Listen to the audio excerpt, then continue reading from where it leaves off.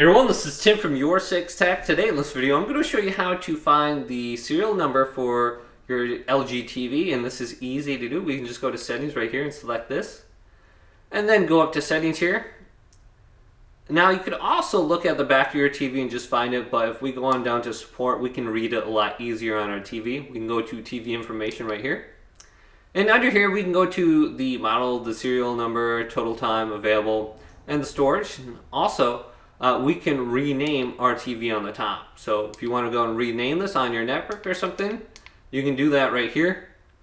And then enter in a new name, and it should be able to reflect on your network when you're searching for a device or something like that. So we got serial number, model number, web OS TV, total time on right here. So very easy to read. Take a picture with your phone or something. But hopefully this video did indeed help you out. If it did, leave it a big thumbs up. And subscribe to my channel down below for more tech up videos coming up next on Your Six Tech.